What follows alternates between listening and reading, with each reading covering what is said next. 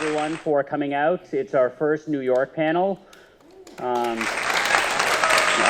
Merch Schaffer, the former host of Reality Obsessed and currently an associate producer at The Morning Show.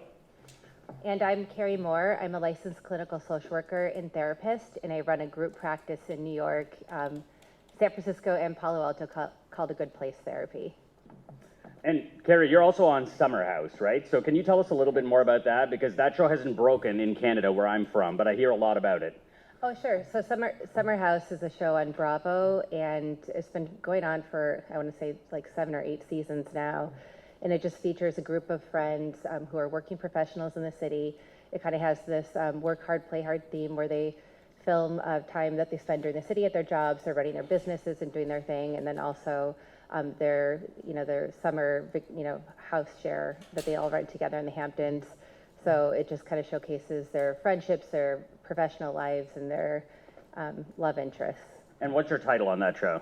So I'm not on the show. I'm just a therapist. Yeah. As myself, I play myself because that's how it is with the reality TV. And I think as a therapist, I just wanted to ensure as much as possible I would uphold the integrity of the working relationship with the people I work with because they're clients of mine. Mm-hmm. So it really is about the clients giving permission to the cameras to film sessions if they chose for that to be a part of what it is that they were doing on the show.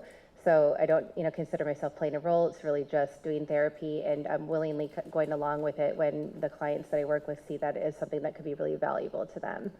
Amazing. All right. Well, in addition to Carrie, we also have some very special guests here. I'd like to first introduce from Survivor Redemption Island and Survivor Caramoan and Survivor Game Changers, Andrea Boehlke.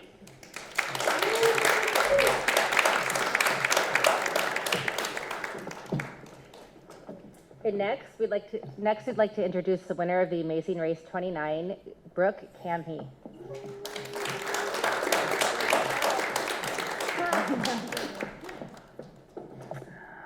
Next up, from The Apprentice Season 6, Jenn Hoffman.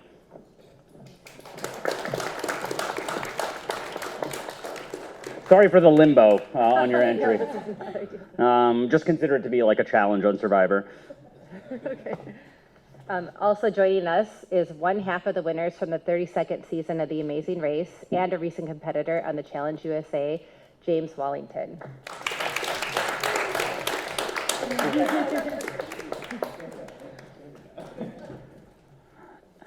And finally, the two that brought us all here and brought all of us to New York once again, Survivor Ghost Island winner Wendell, Holland, and Survivor Cagayan's Brice, Izyah.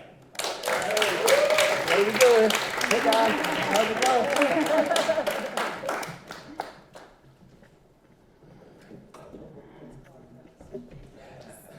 All right, so I think the first thing we're going to start off today with is casting. There's obviously been an evolution in casting, and there are now 3 ways to get cast on a reality show: submitting an audition tape, going to an open call, or being approached and recruited to try out. I think what we want to do to start things off as we get into the mental health conversation is ask all of our guests to tell us what got you on your show and what compelled you to apply, starting with Andrea. Okay, so is this on? Yeah. Can you hear me? With a mic, you can hear me as a mic? Okay.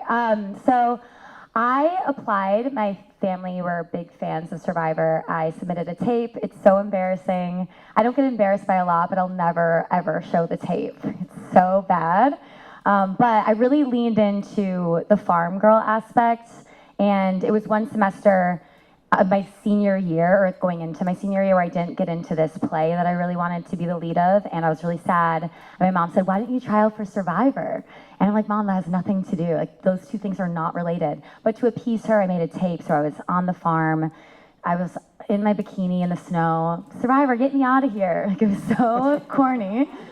Yeah, but I really leaned into it. I was on my horse, did a somersault off my horse. I was holding a pig. Like, I really played it up, and then they called, and the rest is history. Well, that's a really cool story to hear the background on that. Wendell, how did you get cast on the show?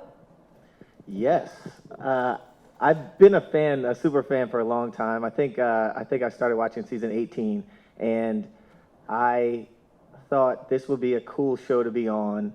I'm very competitive, kind of athletic, you know, can work with people well. I've never been camping a day in my life, but I figured, you know, you'll learn that. And so I started applying. I would send in I'd send in tapes, I'd go to live auditions, and it took me a very long time to get cast for the show. And I think one of my tapes like got their attention. So they actually cast me for a different show that was like a one-season show called Hunted, and they held me as an alternate, thankfully, because that allowed me to be kind of in the system, in the matrix. And so then they called me back for season 36 Ghost Island, and I think that I was cast at the right time. I'd been applying for so long, so I really wanted it. It was something that, like, when I get out there, I'm going to try to make the most of it. And so yeah, I think I was very fortunate to have to take so many years applying to get on at that right time. So that's how I was cast. Jen, tell us what it was like with the Apprentice and Donald Trump. Oh, I always get the Trump question first. So in terms of casting, when I first heard about the show and its announcement, I was working at an entertainment magazine, and I said to my boss, the editor, we absolutely have to cover this show. It's going to be huge, and I'm going to be on it. And he said, well, what does that have to do with you? You work in media and publishing. You're not a business person. I do have an MBA, but I wasn't using it. And I just was like, I am going to be on this show with this larger-than-life personality, Trump, and I'm going to be on the show, and just was focused on it. But I waited a few seasons until I felt like I was a good fit for the show. I went to an open call, and the trick I realized is, it's what Andrew said is very true. You have to decide who you are and play your role. There was a line they said was about 6 hours long for casting. And I said, well, somebody who's on The Apprentice, who's busy, who's a business person, doesn't have time for 6 hours. So I cut the line. And I actually brought a little wheelie bag. Like, you know, when you get fired in The Apprentice, they send you out with your little suitcase. So I dressed in a suit, had a wheelie bag with me. I cut to the front of the line, and I said, I don't have time for this. I don't wait. You know, I'm here to be on The Apprentice. And the casting people's eyes lit up, and I was ushered immediately in to a room. And then they still had me make a casting tape. But it is very much about deciding that you're going to really go for it, and then deciding like what role you want to play to fit in. And in terms of Trump, it was interesting because he was still, you know, the larger than life personality, but at the time he was just the loud guy who owned a bunch of buildings, not the president of the United States. But my experience with him on the show was a very good one. He actually had a lot of introspection about the show, had a lot of ideas about it that were good. Oftentimes the producers were the ones that were, I would say, it's interesting. I'll just sum it up by saying this. A lot of the producers on the show came out with a lot of very negative things to say about Trump. There's plenty of negative things to say about Trump. What I found interesting is that the producers didn't take a look at themselves and see that many of the manipulative, you know, degrading, unfortunate behaviors that they accused Trump of were ones that many of the producers themselves engaged in on the show. And at times, Trump even saved us from and said, don't do that to them. So that was my Trump experience was interesting because politically, you know, you can get into that, but my experience of him as a human being was, we spent a long time with him and got to see him from many different lights. So that was that. And Brooke, what was it like for you? So I was on a farm in Wisconsin. No, I tried out. Hi, everybody. I tried out a lot of times. I think I auditioned like 4 separate times. My brother and I flew to Houston once for like 18. That's very loud. Like 18 hours to wait on a line to go make a video for people. I wanted to be on The Amazing Race since episode 1, season 1. I watched the show. I said I can do this, which is so funny because on the show all I said is I can't do this while I was doing this. But I sent in tape after tape after tape. I found out they were doing a season of singles, and I think I got on because I was in the Hamptons with some girlfriends and ran into a very lovely gentleman named Jelani who was on the current season of the show at the time. And I told my girlfriends to go flirt with him, which they did, and went over to him knowing full well who he was and said, how do I know you from somewhere? And said, I think, are you on The Amazing Race? And he said, yes. And I said, I'm trying to get on. And he sent my tape into production and they contacted me. So I bought him a nice present when the season was over. So thank you, Jelani. Thank you. That's how I got on the show. Now, James, I think everybody knows that you're a big super fan. I remember us going to parties like back in the day too before you got on. So I'm particularly interested in you living out the dream. Yeah, I mean, I'm a huge super fan of reality competition shows, and at a very young age, I became obsessed with Survivor and The Amazing Race in particular. And I actually had this conversation recently with my therapist, is that I think because being a gay kid at that time and not having a lot of people in my life who I could relate to, I found an outlet in reality television by seeing people from the community share their stories so proudly. And I just felt like that's something I wanted to do one day. And that was kind of my draw to reality competition, just because I was bullied so much. I felt like this was my opportunity to really put myself out there and show everyone, like, I'm not less than. I have a lot to offer. So that was kind of why I was drawn to reality shows in general. But I remember applying for the family edition of The Amazing Race. Like, that was my earliest memory of applying for any show. And Endurance, I don't know if anyone remembers that show. But that's how serious I was in making this dream a reality for myself. And I moved to LA thinking that was part of what you had to do to like really be seen by casting producers and directors. And I kept applying and I kept getting rejected. And the rejection itself is a whole other thing to unpack with something you want so badly in life. And I decided, you know what, if actors take acting classes to become actors, I'm going to apply for a job at a casting office for reality TV to learn what the ins and the outs are. And in that casting interview, it kind of just went off path of professional talk and more about me and my background. And she goes, have you ever thought about being on TV? And I was like, trying not to freak out, but I was like, yeah, actually, like I won most likely to be on a reality show in high school. And she was like, well, we're actually casting a new show. It's called, at the time it was called The Hunt, but it ended up being Capture on the CW network. So that was my first time ever being on a show. And after that, I was told I would never be on a show again. They're like, once you're on a show, it's game over. You can never be cast. And I was like, I am not going to take no for an answer, and I'm going to prove you wrong. So I kept applying for Survivor and Amazing Race, and I had phone interviews time after time with both shows and got really acclimated with Lynn Spillman, who was the casting director. And when Will and I started dating, he was on America's Next Top Model, so reality TV is a huge part of our relationship. And I said, we're going to apply for Amazing Race together. I was like, we have what it takes to be on the show. And one thing led to another. I saw a Facebook post that was specifically looking for same-sex couples for the season we auditioned for. And that was it. After 3 times applying specifically with Will, 3rd time was the charm. But it was a lot of applications and videos and rejection. And I think what Wendell said with timing, I think timing is a huge part of that. And I was so ready to accept that for myself at that time to be on something like The Amazing Race. So it was a long road, not an easy one, but it was worth it. And Brice?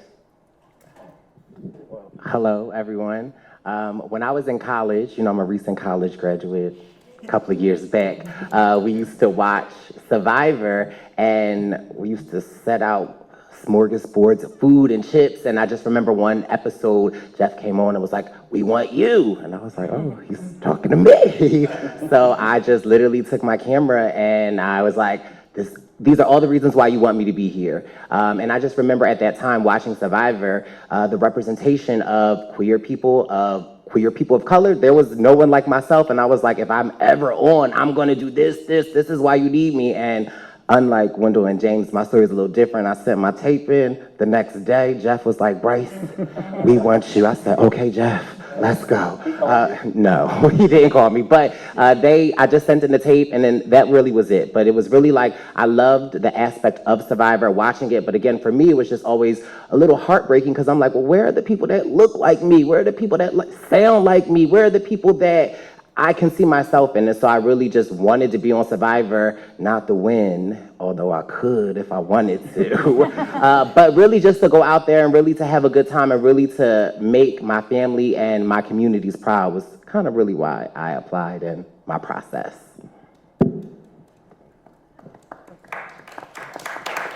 Thank you all for sharing so candidly. I loved listening to all your stories and the different pathways that it took for you to get there.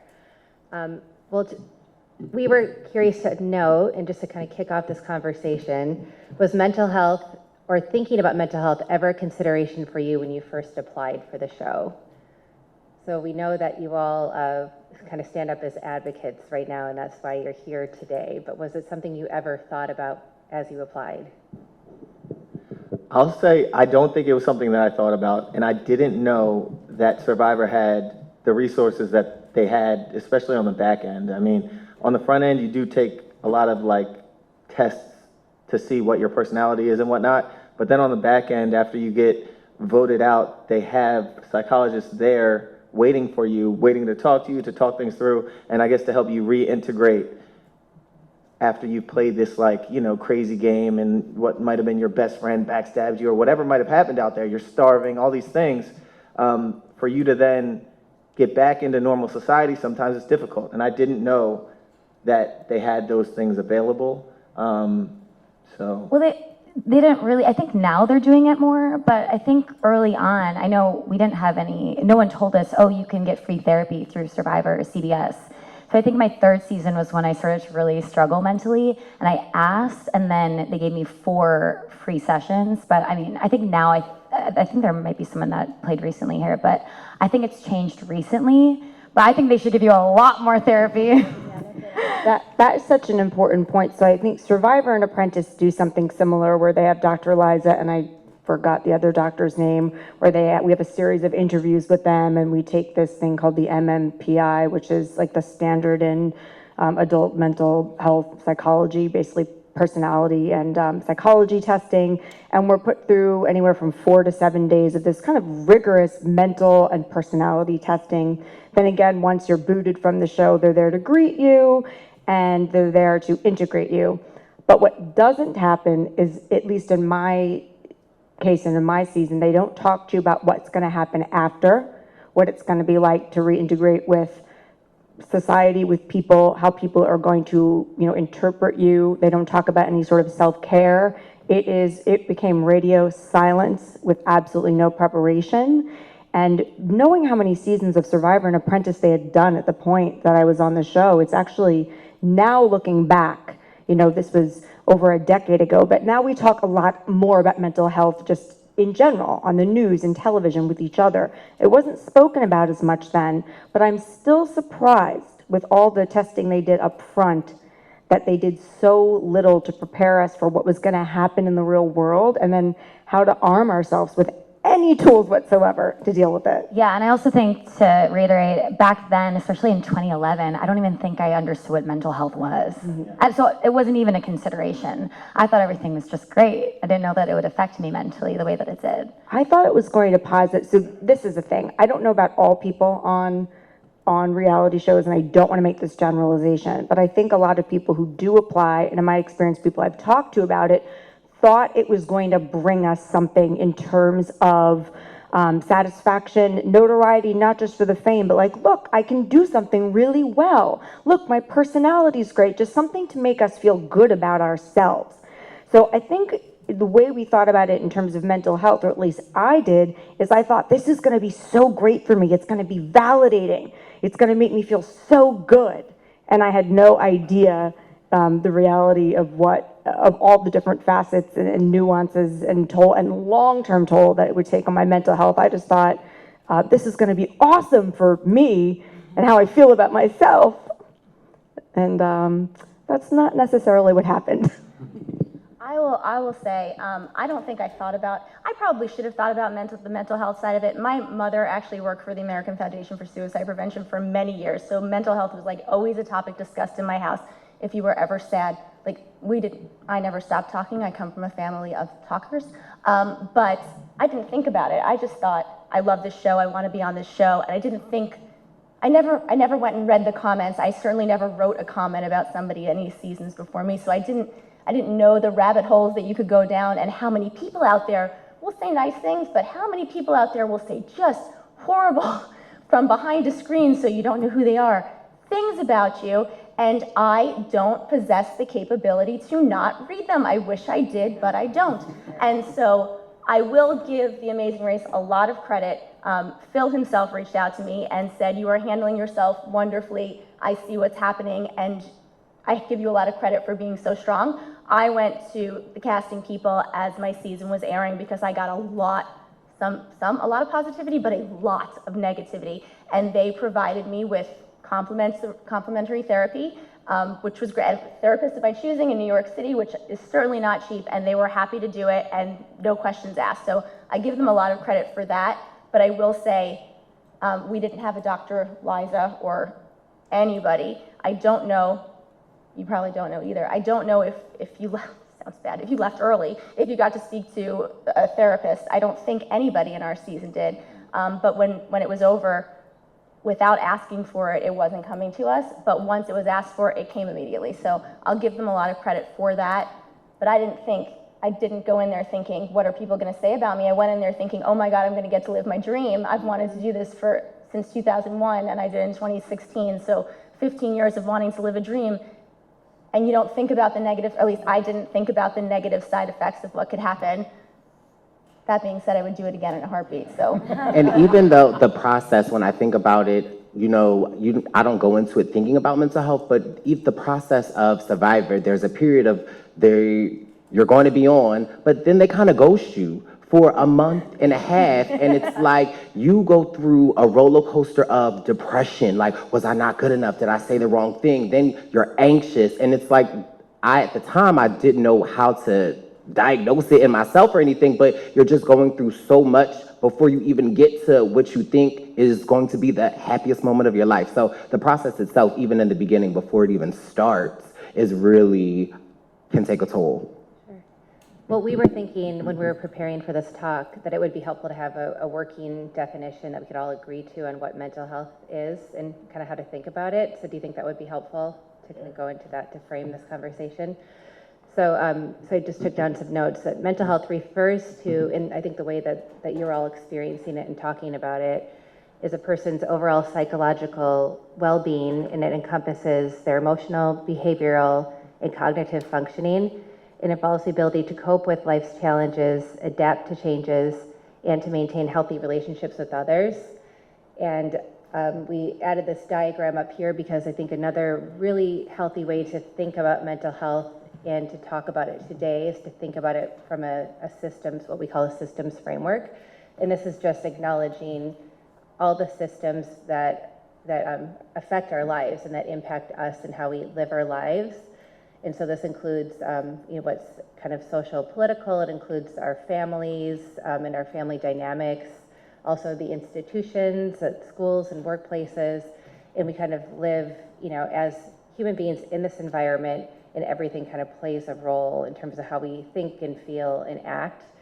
And I think just from what I saw in the previous conversation when I watched it on YouTube around the race discussions, that it's just so helpful to think about this frame, because I think especially in this country, even though we're so much more advanced than a lot of other countries when it comes to understanding, recognizing mental health needs and how it's important, we often think about it kind of really, what I say, like intrapsychically, like it's within an individual, and it's that individual's full responsibility to handle their problems, and they should go out and seek therapy and pay however X amount of dollars it costs per session, especially if you're in a city like New York or Los Angeles where it's really expensive and where nobody takes insurance.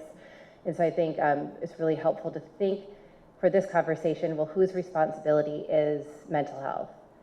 And what are the factors and the kind of larger systems at play?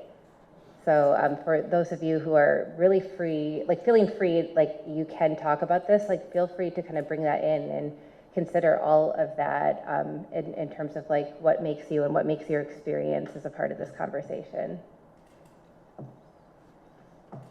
And I guess I'm interested to find out, like from our panelists, who do you think is responsible for your mental health? Like, is that something that you should have been more aware of, like heading in, like sort of knowing what the trolling was going to be like? And we'll talk about trolling in more detail, but how much of a duty or responsibility do the shows have to you after the fact, in your opinion? We're going to start with James on that one. I think looking back on my experiences, I would say production is responsible. My time on The Challenge was polar opposite of my time on The Amazing Race in terms that it wasn't the most positive for me. I came off that show and I really struggled with depression and how I was feeling about myself in general. And I had to beg production while filming the show to talk to a therapist. And it took days for them to even give me a phone to talk to someone. And that was a huge turnoff for me because I'm like, I'm coming to you and I'm saying I really need an outlet where I can talk to someone unrelated to the production side of things about what I'm feeling, about my experience and how I feel like production's treating the cast. And I was so grateful when I did get on the phone with a therapist for the show, and he was like, "Did they not tell you that you had access to me?" And I go, "Not once did producers sit us down and say, if you are struggling or if you need someone to talk to, we have an outlet. We have a therapist. You can talk to them in private." And he was shocked that production didn't tell me that beforehand, or anyone from the cast. And he was so accommodating, was like, "Take off your mic right now. I want you to go find a private space in the house. Make sure there's no cameras. Make sure there's no producers with you. This is a private moment between you and me." And that made me feel incredible. But I do think it's production's responsibility to be able to provide those resources for their cast members. Because at the end of the day, we're what makes their show. And you should take care of the people that are there to deliver what you're expecting to make a good product at the end of the day.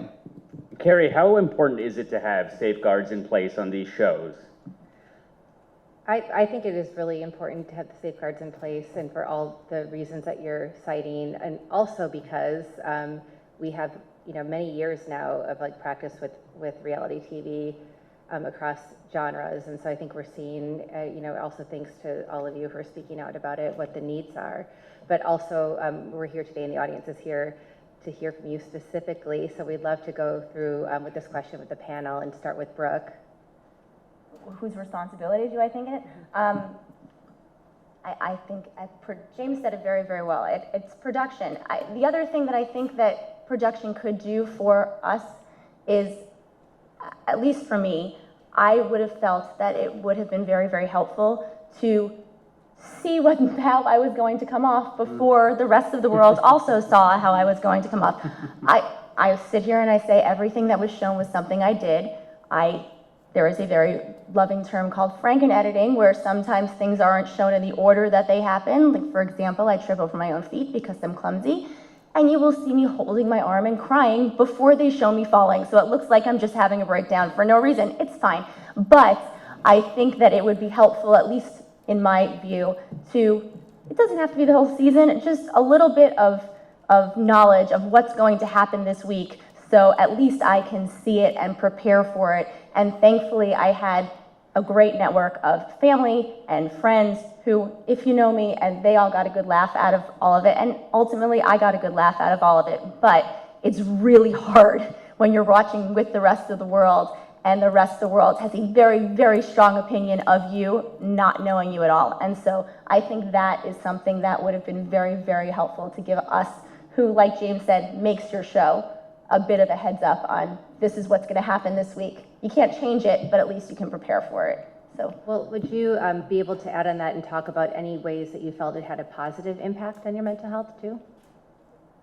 Just being on the show? Being on the show, yeah, I mean. On your mental health, specifically. I mean, I met great people. We all went through the same thing together. I was in a situation where our show didn't air for almost a year after we filmed, and so we had times to get together and commiserate over, and even while the show was airing, we could all commiserate together. So I was on a season where it was all strangers, so I didn't have a support network with me out there running around the world. It was me and some guy I met at the start line, and so, but we all had that. So we had a unique scenario where we could all lean on each other, and nobody had someone from home to lean on. So, I mean, great friendships, and that lasts to this day, and so that's definitely a positive. And I think the show taught me that I am stronger than I thought I was. So that's useful, and there are definitely positives to take out of it. I do think that the future generations of reality TV people could have much more positivity if there was a little bit of tweaking on the production side on how the people were treated as they ran around or starved or whatever they did. Andrea, if you could go back to the first. Oh, sorry, Wendell. Go ahead. I just wanted to say something briefly, and this is to everybody. When we do these things, it's not like a bashing of production session. It's more of a, what Brice and I say oftentimes is we're not calling people out, we're calling them in. And what we try to do in all of the spaces we go to is we try to make it better for whoever's coming after us. So when we speak about the ways that production has kind of like, their shortcomings when it comes to the mental health side of things, what we really are aiming to do is try to make it better for those that come after us. So like these panels, I think that CBS, I think all networks can see things like this and not say, oh my gosh, I don't like those people for doing that. I think it's more like, wow, that's something that might have been a blind spot of ours. So we're gonna find a way to change this. And very fortunately, a lot of you have seen Survivor 20 years ago, and like Survivor has come a long way. And even within the last couple years, they made sweeping changes, and that's because people speak up. And without fear of being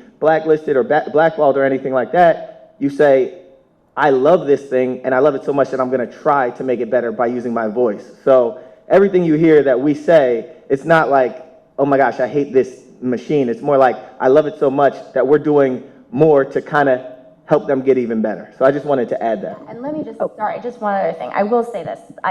The second I asked for anything, I got what I needed. The second I asked for help or someone to talk to or said I'm having trouble, I got what I needed without question. So it's not, I'm not saying production is bad, it's bad. I'm saying there just maybe it should be more, don't make the people ask for it. Make it so it's given up front, because everything, at least in my experience, that was done for me was the right thing. It was done properly. It's just some people don't know to ask. I'm a big mouth. Some people aren't big mouths and they don't know to ask and they suffer more in silence. I don't do anything in silence. And so I think that if that was offered to people up front, it would just be better overall for the future generations of contestants. That's all I meant by it. Yeah. There's one thing I wanted to clarify that I'm not sure that the audience or the public realizes, is that when we're speaking at production, we're not just talking about the edit or how we're perceived.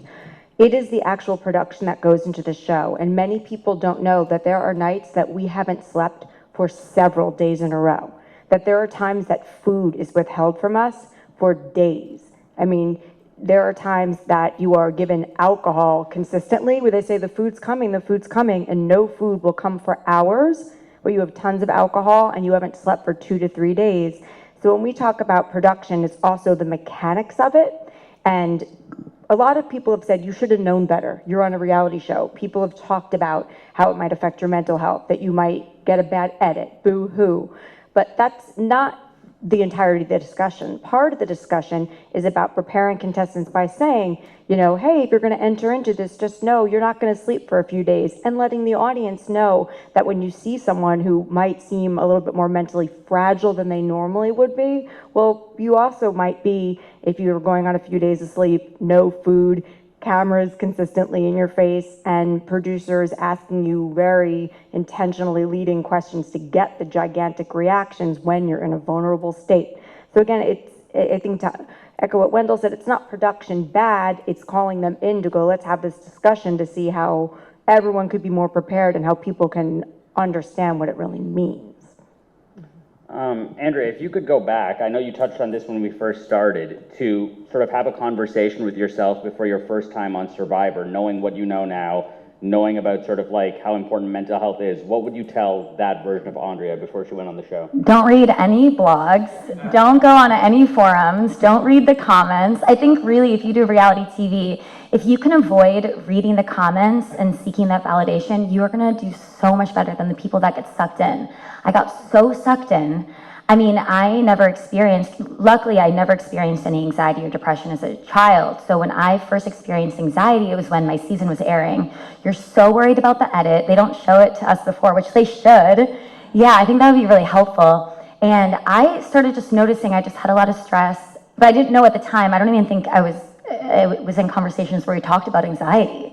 So I didn't even have a label to it. But I just remember I was talking to this professor and he asked me how things were going now that the season was airing. And I said, I think things are good. Sometimes I just start drinking in the middle of the day when I'm doing laundry, but I feel like everything's good. And he's like, Andrea, that's not normal. You shouldn't be just drinking when you're doing laundry. To this day, sometimes laundry does make me want to have a drink, but I just feel like I didn't know what was going on until way later. I look back and I realized I was so stressed and had so much anxiety. And I do wish that maybe someone had sat me down before I did it and said, hey, this could be traumatic and don't read anything. So if you go on reality TV, try not to read anything. It's so hard, but whatever it takes. Because even the good stuff isn't good, because then you're just seeking validation from something that's other than you. And I think the most important thing is that you validate yourself, and you know you did a good job, and it's a highly edited show. And don't drink when you do laundry. I think we're going to start moving to our next topic now, which we're sort of leading into, which is prioritizing your mental health before you go on the show. Like, we constantly, even on the current season of Survivor, are seeing like clips of, Carson like preparing, like all the challenges he did, or people working out, or eating more, like they prioritize physical well-being or the physical challenges that they're going to be facing on the show that they're going on. How important is it to sort of prioritize the mental health, knowing what you know now? And I want to talk to Jenn about this one, because when we did our sort of like warm-up stuff for this panel, you talked very openly about the intense mental health screenings you went through on The Apprentice. Can you take us through those a little bit more, and why you feel it was more about making good TV than about who might be harmed from the show? Sure. So when we went, what they do is they take a final 50, and the final 50 contestants that they want to narrow down to about 14 to 16 of us, they put us up in a hotel, and we go through, at least for The Apprentice, and I believe for Survivor, it's the same hotel, and it's the same therapists. And they give you personality tests, psychological tests. You meet with the psychiatrist and the psychologist several different times. And it seems like they're looking for the big red flags. They did actually mention they're looking for schizophrenia, that they're looking for, psychosis and things like that. But they're not really looking for nuance. And one thing they are looking for is, well, they did say on The Apprentice, and Dr. Izyah had told me for Survivor and Apprentice during the casting process, they look for resiliency. So look for resilient people. I think part of it is so you can continue doing the show, and part of it is so they think they'll bounce back from this. But I don't know, or I do know they did mention that they were looking for people that either have such self-awareness that they'll just go on there and have command of the show, or a lack of self-awareness, so they'll say and do things that they don't realize they're doing. And this was actually told to me by casting producers. So when you're going through this process, you think they're just looking to make sure that I'm mentally fit and I'm healthy and I can go on the show, and you're getting a lot of compliments and a lot of feedback, and you're divulging a lot about your life. So you think, well, okay, I'm competent and ready for this. But I think at the same time, they're looking for key personality traits in people, maybe a bit of extroversion, which, nothing wrong with that, but also traits that might make you somebody a little bit more apt to make good television, which could be bad or good, depending, if you're a therapist, the ethics, and I'm not a therapist, so I can't speak directly to the ethics, but, the ethics of looking at personality tests and looking at psychological testing and deciding this person would make great TV is dicey and an interesting discussion at best. I agree. Brice, one of the things that all of you on this panel have in common is the fact that all of your shows had aired on previous seasons before you were cast on the shows. In your opinion, do you feel like knowing what Survivor was helped you prepare mentally for the journey ahead? I feel like it did not, because me as a viewer, I'm watching and I'm like, what are you doing? Why would you do this? Oh my God, I can't believe that happened. If I were to play, I would do it completely different. And then actually, when you get out there, you're like, oh, that's why Wendell did that. That's why, and it has you processing it in such a completely different way. And so I think it would be so helpful. Something that Brooke said earlier is, even if there was like a disclaimer to the viewers as to what is going on and the different things that have happened, because I think that there are so many people that regret playing Survivor because they just were not prepared. And I as someone who's a mental health advocate, I just hate the fact that someone loses the joy in something because they weren't prepared. And it even backs to the other conversation. It makes me think of like when we go through casting, especially for Survivor, and I'm sure for Amazing Race, we have to go through so many immunizations. We have to go through so many tests. Like, why? I definitely would love to see a self-care packet. You know, making sure before we go out there when they ghost us for these 3 months, you know, give us something that's like establish a core circle that you can talk with, you know, meeting with a therapist, and not everyone needs to meet with a therapist, or whatever it is that you feel comfortable to yourself, whether it's meditation, whether it's like, you know, just having these things, because me looking at Survivor, I would have never thought I would have gone through the things that I've gone through. I'm just yelling at the screen like, what is Andrea doing out there? Like, and not necessarily taking it in from a different perspective. And actually, when you're out there and you see the cameras and you feel as though when you take all these personality tests, like, I have to be this person that they wanted me to be, and then you get out there and you see the a million cameras, and then it's like your anxiety kicks in, and you just, it's so much. And so I definitely feel me as a viewer, as opposed to me as a former winner, I would definitely prepare and play differently. Thank you. Brice, you touched on it right there. You have over a decade of experience as a social worker in the child welfare field. Can you elaborate on that for anyone who might not be aware, and how that experience helped you navigate this world of reality TV, if it did at all? So yeah, I am a social worker, and for almost a decade, I have worked in like the child welfare field, dealing with abused and neglected children. I think the one thing that I have an insight as working with like specifically like abused children is the trauma that happens whenever it happens in their life. And there were times that we dealt with, you know, abused children, that there was maybe a 15-year-old abusing another child, and that's a learned behavior. That's not something a child just does. And so it just has me thinking with reality TV how when we are traumatized, we always don't know that we're traumatized. And so you can be 7 years old, and James and I are going to get ice cream with our parents, and James wants chocolate and I want vanilla, and they just get us both chocolate, and then I'm just mad. And that's a trauma that is like deeply seated into my 7-year-old self, and I am, you know, at the very ripe age of 24 right now. I now have these things that I do whenever I see chocolate or something. I get nasty with friends where it forces me to drink, and I don't know where that has come from. And I think working in child welfare, we see that a lot, and talking and listening to children, and it has me reflecting on reality TV and being in situations that we might not necessarily think are traumatic in the moment, but we now have these patterns of, you know, Andrea drinks, or, you know, drinking with doing laundry. Me, I'm cleaning my house, drinking, and it's like on a Monday morning, like this isn't normal, and it's like, where is this coming from, and why? Like, you know, we don't realize these triggers and these traumas that have happened. And so that for me is like really the big insight that I kind of take from being a social worker in the child welfare industry. Andrea, you were from a small town in Wisconsin originally. Did you know how much attention being on Survivor would bring, and were you prepared for it? I mean, I liked the attention. I've always liked attention. No, the in-person interactions were great. Everyone was so nice. I mean, we had huge parties of 500 people. My parents' friends would come out at the firehouse. I mean, that was all great. It was the online stuff that was really difficult, but it did make me question people's intentions for the first time. I was a very naive, trusting person, and just had a lot of weird things happen. One story that sticks out was I was in college, and I went on a local morning show, and the producer got my number, and I thought, oh, this is so cool, local TV, it was a big deal. And then he started messaging me that his niece, who was 9, was starting this charity for breast cancer and was doing a fundraiser. And I was like, this is amazing, how can I help? He's like, well, you can send me a worn bra. And I was like, oh, to your address or to the niece's?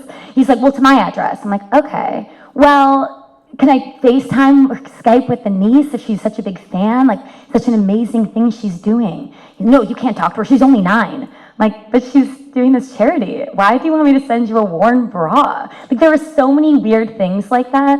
So even now, I have trust issues with like what's behind people's intentions. Maybe there was a charity, I don't know. Brooke, you've mentioned that you applied for The Amazing Race a few times. You're also a criminal attorney, and you told me that you often have to display a lot of thick skin in that job. Would you say that job adequately prepared you for what was to come? No. And why? Yeah.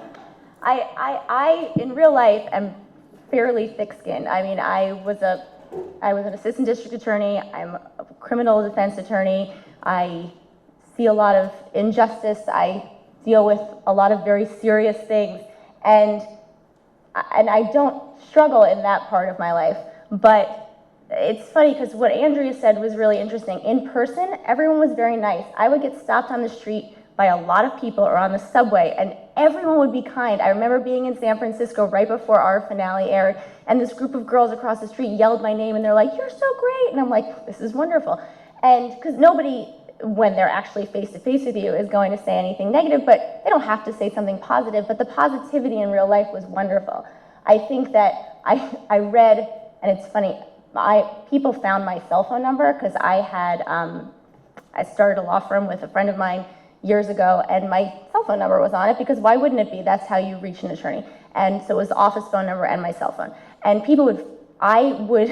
during the show's airing, I would get text messages and I would actually feel myself sort of like cringing. It was not consciously, but I would not look at my phone. I would go, is that a good message from a friend or a family member or something? Or is that another person who is saying something just horrible? So as thick-skinned as I can be in my career, I don't think it prepares you because there's just no preparing for treatment like that. People shouldn't treat each other that way. There should just be kindness and happiness, and you learn it when you're a child. If you have nothing nice to say, then don't say anything at all. It would be really, really great in this world if people would abide by, if you have nothing nice to say, then just shut your face. So that's a long way to say I don't think anything can prepare you for some of the treatment that I don't know if all of us got, but I can speak for myself and say that I got. One thing that I'll add is that people sometimes don't understand that these reality TV contestants are real people with real jobs, real families, and whatnot. And you'll have people that have whatever accounts online saying anything about you or finding your phone number and doing these things, and it's based off of an edit of a reality television show. Like at the end of the day, this is entertainment. They want viewers, so they may or may not edit you to look a particular way, and now all of a sudden, just so that it's an entertaining show, but now you have these real life consequences where people are saying these things about you, and you might get 100 great comments about you, but it would be that one nasty comment that would hurt the most that you feel triggered to respond to, when instead we should be so thankful and responding to those 100 great comments. So that was just something I wanted to add. So next we'd like to move into the topic of just what your experience is when you're actually on the show. So some things that we'd like for you to go back in time to think about. It's worth noting that while participating in a reality show can be incredibly exciting and a very unique experience, it's not always sunshine and roses. The high stress environment and constant scrutiny can create a lot of pressure, as you're here talking about today. You might feel like you have to be on all the time, and that can be a real challenge to keep up over long periods of filming. It's not uncommon for all of this to have a devastating impact on the mental and emotional well-being of everybody on the show. On shows like Survivor and Amazing Race, the physical challenges in extreme environments can also take a toll on mental health. Between physical exhaustion, dehydration, malnutrition, it's not surprising that contestants can develop new mental health conditions or exacerbate existing ones like anxiety and depression. And on The Apprentice, the pressure to succeed in high-stakes business challenges and impress the hosts and judges can be a serious stressor. The competitive nature of these shows can also create a ton of pressure and stress, which can lead to conflicts with other contestants or feelings of isolation and loneliness. all in all, participating in the shows can be a pretty wild ride, but it's important for everybody to realize that they have access to resources and supports just to help you manage some of the stressors and take care of your mental health. So starting with Wendell, we all know that contestants undergo psychological evaluations, as we've been talking about before they're cleared to compete. But does anybody check in with you when the game is going on? We have the doctors that check us before and after challenges and before we go to tribal council. Doctors, as far as like, hey, do you have any bumps and bruises? Like, hey, here's some headache medicine or some Dramamine before you jump on this boat. But I don't, and you guys can correct me if I'm wrong. I don't think we really have these mental health check-ins while we're on the island, and I think that would be a tremendous help. I think that it would allow us to circumvent some like pretty nasty moments that we've seen on the show on Survivor, like what was it, season 39 with there was a too-handsy character on season 39, and now you're dealing with people that, and this guy is in a position of wealth and privilege, and then he's playing a game with people that are like, that need the money, you know? And now they have this dilemma where it's like, I can speak up and maybe tank my game, or I can, you know, just allow whatever to happen, when in actuality, it's production's responsibility to protect the castaways first before anything. So I think if you had some kind of an entity that would check in and understand their mental health, I think that would be a great idea. But I don't know if we have that mechanism. But I also think that in having conversations like this, I wouldn't be surprised if they do something like that eventually. Jenn, you talked about sort of being kept awake and sort of food being kept away from you as well, which stuck out to me. What happened? So you're on The Apprentice, and you have a high stakes task you have to do. Let's say you have to set up your own, I'll just use a lemonade stand. Let's say you have to set up your own lemonade stand. You have to gather all the lemons, and you have to figure out how you're going to market it, advertise it, where it's going to be located, how you're going to sell the most, and what you're going to do. People think that that is a task that you execute in one day, and then, you know, the next day you find out who did well or not. And that's not really how it goes. So we're cast on the show as professionals that really want to look good, and we don't want to get fired in real life. We're looking like idiots or looking incompetent or looking crazy. But what we don't realize when we go on, and what the audience doesn't realize, is that typically almost every task, which is what they call each one, is day one, you get the dossier and they tell you all the rules of what's going to happen, and then you work on it, and then you stay awake all night. And this was for every task. I don't think there was one single task that we didn't spend. You spend the whole night awake on it, still working on it. Into the next day, you're still doing the task, and that's when you find out whether you win or lose. So they don't show that you've spent all night awake, then you find out, then you get very few hours of sleep. It's maybe about 4 hours of sleep before they wake you up the next day, where it's these drilling interviews that are hours long about what happened the day before and what happened during the task, before you go into boardrooms that people also don't realize are about 6 hours long. Some of them can be 8 hours long when you're in the boardroom. So the timing of it is not what people realize. So in our position, we went in thinking, okay, we have to make ourselves look intelligent, adept, quick, thinking on our feet, smart. But when you haven't slept in days, and also when there's no food availability, and the producers will even say to you, do you have time? Or I remember one of my teammates at one point, she took a nap really quickly, and all they did was interview us saying, she took a nap. Shouldn't she be fired if you lose? Isn't she weak? Do you think she's weak? Tell us how, I'll say it's my friend Marissa, who I'm still very good friends with. Tell us how Marissa's weak because she took a nap.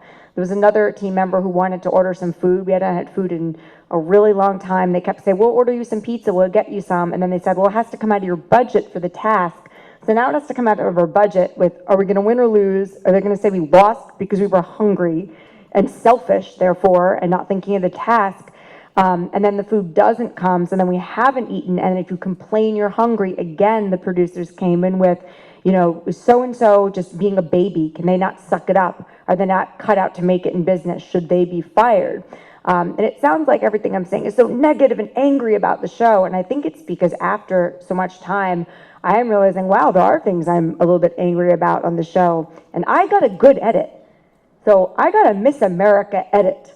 My edit, I looked like that, happiest, friendliest. My team hugged me when I got fired. It was almost like a Disney movie exploded out of The Apprentice during, my edit on the show. So I'm not complaining about that, but I'm more interested now in being like, here's the reality of reality, and here's how maybe we could fix it, because I'm a huge fan of reality TV right now, but you do have to know what you're getting into, and I do hope that the audience and fans know a little bit more about what we're experiencing so the experience can be better for everyone. And so people don't get fired in real life, which is what happened on The Apprentice, is people from my season and other seasons, their bosses saw what happened, didn't realize the context, and they got fired from their jobs. So there's real life consequences. Brice, well, I'm sure that many of the shows treat their respective casts differently during the production of the show. What kind of responsibility do you think that they have to ensure appropriate mental health precautions are being taken? I believe they have a huge responsibility, and I think like Wendell and I think everyone else that has been saying is that checking in throughout the challenges, especially with Survivor during Tribal, especially the times when I remember on my season, it rained for 3 days straight. And I just can remember thinking like, I'm ready to go home. I don't want to do anything else. And I can only imagine the state in which that I was in at that time. So I definitely think throughout the whole process of it, before challenges, during Tribal and different things, it's very important to check in. And just to add, it could almost be as simple as a producer bringing you over and saying, hey, this is a mental health check-in. How you doing? It doesn't have to be too much, but it could just be like, are you okay? And them letting you know that it is specifically a mental health check-in and a safe space. I even dare to say it doesn't even need to be worded as like a mental health check-in. It could be someone just coming in, not with the game, and just saying like, how are you today? Something as simple as that, because, having that safe space created, knowing that if I'm not okay, I could say something, I think could really be helpful. Sometimes I feel when we call things like a mental health check-in or something, and someone is like, well, I don't feel like I'm depressed, maybe I shouldn't have to say anything. So I think sometimes when we don't label things, and just a simple check-in, James, how you feeling today? But then also, when you think about it, they're trying to make a TV show. So they might want to see you going through this duress or having a mental breakdown, which then makes America look at you like whatever, or that's the crazy person. So I guess there's a balancing act, but I think it's so important. That's the issue right there. That's completely it, is that they're trying to make a television show, and it behooves them, it benefits them to have you just at your last wit's end and to be tired, and they're waiting for that moment. They're like, oh my God, she's gonna go crazy, she went crazy, and then they have their it's like their money shot for them. They've got it. And I understand, and we're there to have a good time, and I laughed at things I did on the show that weren't so great, and part of production is really fun and exciting, but I do think if, one thing that I talked to producers about during it is they were very aware of the fact that we never had cameras off us and we never had our microphones off. We were never allowed to take them off. There was never a time that there wasn't a camera on us, and they admitted that they knew that stress was pushing us and pushing us and pushing us. So that's not necessarily ethical, but they do have to make good television, but it could be that balance that Wendell was talking about that we've been discussing, of maybe saying, maybe there should be some standards where, you are allowed to take the mic off, and if it's not going to affect, they always say, well, we might miss something in the show. What if you take your mic off and we miss you having a reaction or a conversation you have with someone? Maybe do give us a little bit of time to sit and just reflect, even if it's for 10 minutes. I would have taken 60 seconds, without knowing that the pressure was on every second. Just 1 minute could have made a big difference in that feeling. So I'm going to say this. So there were times where they wanted to have teams have conversations, and they weren't allowed to have conversations till a camera was present. So everything was on camera, and we were all in separate rooms because we were all individuals. So you weren't allowed to have conversations with people unless there was a camera on. To your point, yeah, it's a TV show. They want to get their money shot. That being said, even if at least in my case, even if they gave me a minute to do a mental health check-in, whether you called it that or not, they were still going to get another shot that would have been just as good for them to use on another episode. So they're not going to miss the one and only breakdown. There'll be another. So I think that that's important. It doesn't have to be we're going to miss it. They're not going to freak out some other time. We'll still freak out. They'll still get their shot. I think it is important for whatever network our show is on to know that it's okay to give people a little bit of time to decompress or to check in with them or to see how they're feeling. It doesn't mean you're not going to get your great season, because there will be a time where they do it on camera. So I think that it's important for like the executives to see that and think maybe we can make it healthier for the contestants. It's not going to decrease the viability and the quality of the show that we're putting out there. Right. James, you competed and you won the Amazing Race, and then you went on to compete on the challenge. What were the differences between how the producers handled your mental health on the two different shows? Well, I know I touched on it earlier, but I would say huge differences. With The Amazing Race, I really appreciated how invested not only the producers were in the race itself, but the creators of the show. Like Bertram and Elise were always around. They were always there. Like, I mean, really, they sit you down before we run the race and like, we're rooting for all of you. Like this race is designed for any team to win. And I just really appreciated how invested they were, and they would take it up the next level in terms of security detail. Like security everywhere we went would sit us down and debrief us and be like, hey, especially because my husband and I, being a same-sex couple, we flew through Dubai on one of our layovers, and they sat us down before we even got to Dubai and said, hey, just be mindful, here's the laws of the country we're going to be in just for a layover. And the fact that they were that proactive and that forward thinking was incredible. So I always felt incredibly secure and safe traveling 11 countries, 17 cities, and 33,000 miles around the world. Like I never once felt like I was not safe or secure. But then going to the Challenge USA, a completely different experience for me. I touched on it about the whole therapy situation. Like I really wanted to talk to a therapist at one point, and it was like a struggle to even get on the phone with a therapist. And again, it's not calling out production. I think there's a lot of people in production who are amazing. There were a lot of producers on that show that I knew really cared about me, and they would actually take the time to pull me off camera and be like, let's talk. I'm like, I love that you want to show your support, but I really want to talk to a therapist, not a producer, because it's a different relationship and a different level of security and who you can confide in. So totally different experiences, because I feel like with the challenge, you were just kind of thrown into this warehouse in the middle of Argentina, and that was it. We weren't really given much resources to feel comfortable other than, let's pull you for an interview. You seem to be really emotionally distraught. Let's chat about it. Well, what if I don't want to chat about it? What if I don't want to talk to you?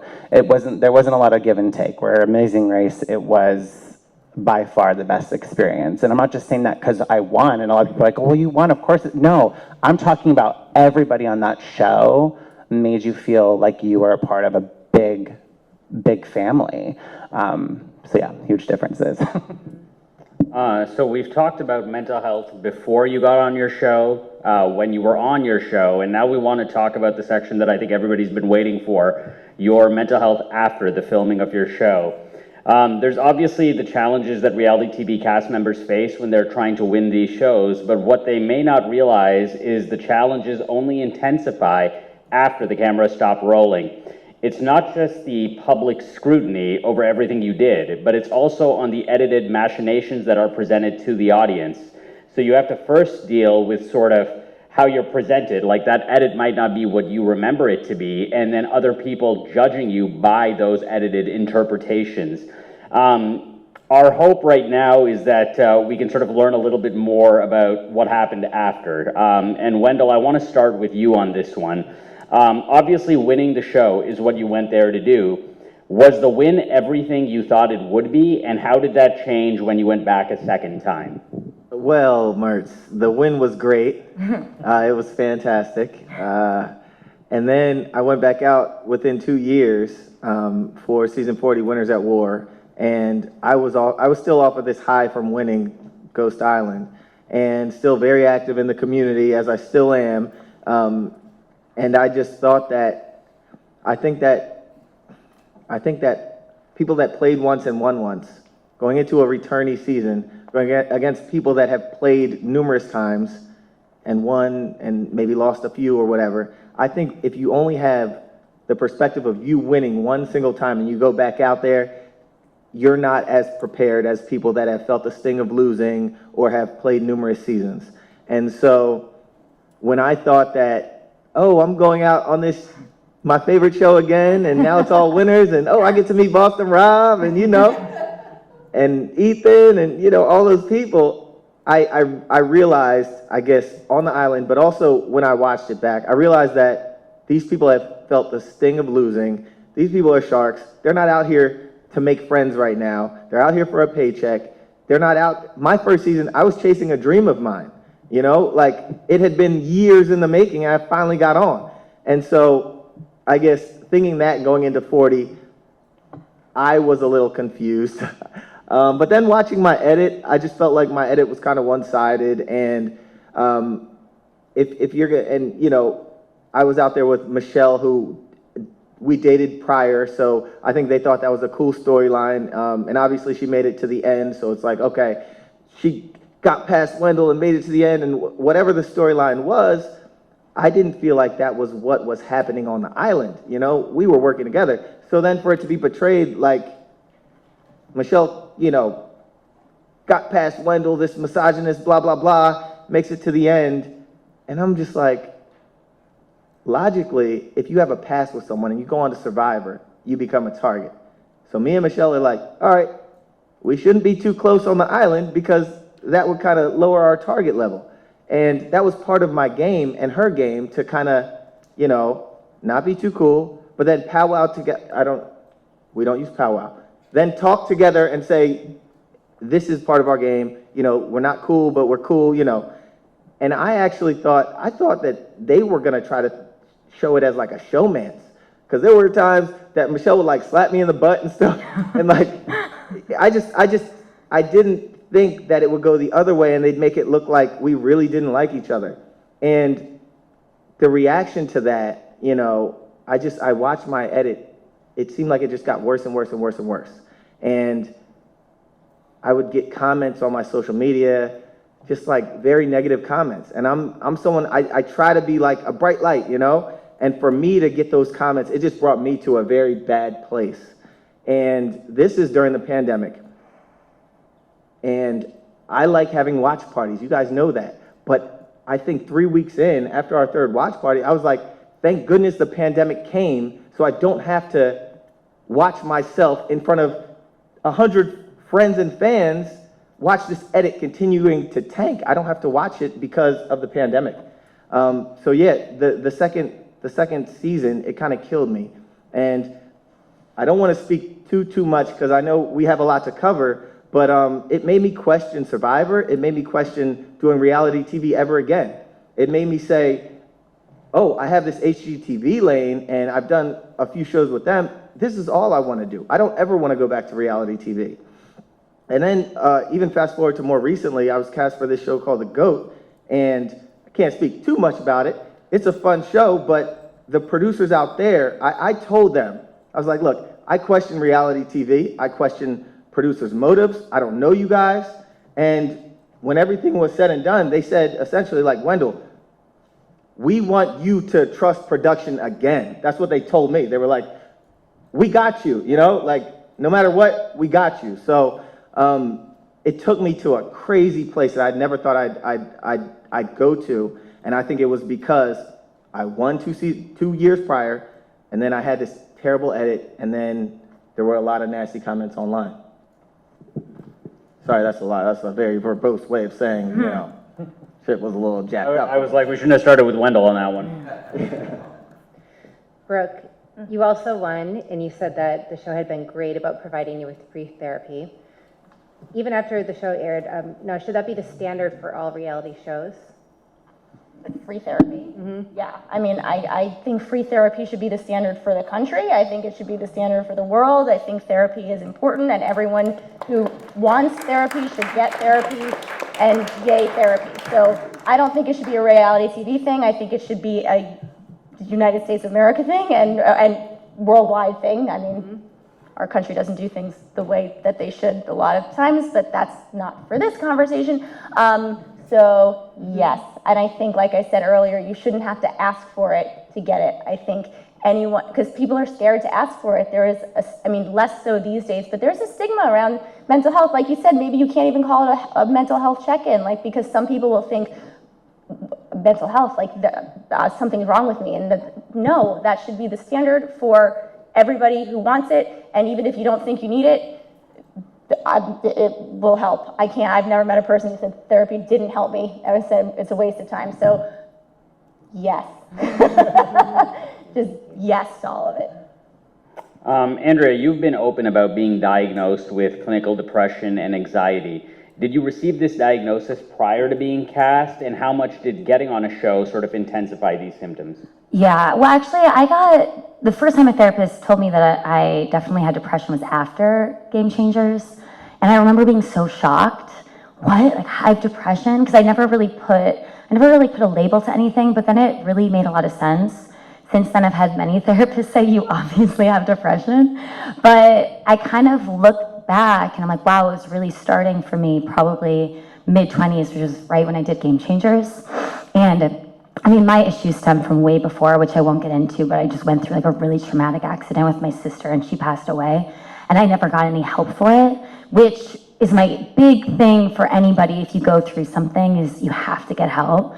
So for me, I was just numbing with career, with Survivor. It was the biggest distraction of all time. Doing it 3 times, you're riding this high. So I just kind of shoved away my mental health issues. And then I did notice on my 3rd season, it was very different than the first 2 times. The first 2 times I played Survivor, I was belle of the ball. I had a blast. I loved everybody. My 3rd season, things were just different. I was moody, I was negative, I was nihilistic. What's the point of life? I hated everybody. To be fair, that cast, I mean, it was like not as fun around camp, but it was just, things were different. And I know things were really bad when I had this total breakdown. I could have used a mental health check-in at that point, but on Game Changers, on Tuvua, I was with Troyzan, Zeke, Sarah, Suri, and Ozzy. And I was trying to open this coconut, and this is so stupid. I was trying to open this coconut, and the camera guy comes and is filming it, and I can't get this coconut open, and I'm so embarrassed, because truth be told, it was the first time I tried opening a coconut. It was halfway through the season. But I couldn't get this open, so I would just stop doing it. And then he would stop filming, and I'd start again, and he'd come back, and then I'd stop. And that's so not cool. I was just moody, I was not nice, and I just was feeling so negative, and I realized I couldn't get this coconut open, and I didn't want it to be on TV, and I just lost my mind. I started sprinting into the jungle. I sprinted away from the cameras. They were following me. I was hiding in the grass in the jungle, peeking around, like seeing where they were. They were calling my name, and I was hiding in the jungle from the cameras, and that's when I really thought, I'm gonna get ejected from this show. I've lost my mind. You can't hide from the cameras on Survivor. And I mean, they never got it on film, so they didn't show me having this mental breakdown. And eventually I came back out, and everyone thought I was looking for an idol. Meanwhile, I was losing my mind. And then I found out later that this coconut was so old, and Troyzan tried opening it up, and he couldn't even open it up. So it was all for nothing. And that was just one of many breakdowns I had on that season. And I think afterwards I started to go to therapy for anxiety, and that's when just the depression stuff came out. But for me, I don't know, I try not to define myself by it and say I have depression. I deal with depression. I had like a really bad last year, and I finally went on medication, and honestly, it's like changed my life, and I'm in a really good place now. So I'm like such an advocate for medication. It's not for everyone, it's a wild goose chase sometimes, but things are so much better now, but I didn't really realize that was happening at the time, and now looking back, it makes a lot of sense. Brice, you have been committed to promoting mental health awareness in marginalized communities after the show. Can you please talk to us more about this? I just think it's important for me as a Black gay man, coming from a Black family. We didn't really talk about mental health. We didn't talk about therapy. We didn't talk about much. We were the type of family that if something happened, we would sweep it under the rug. And so after college, when I sought therapy and I went through the process of just talking with a counselor, I just learned so many nuances. Like I had a counselor for maybe like 6 months that I did not like.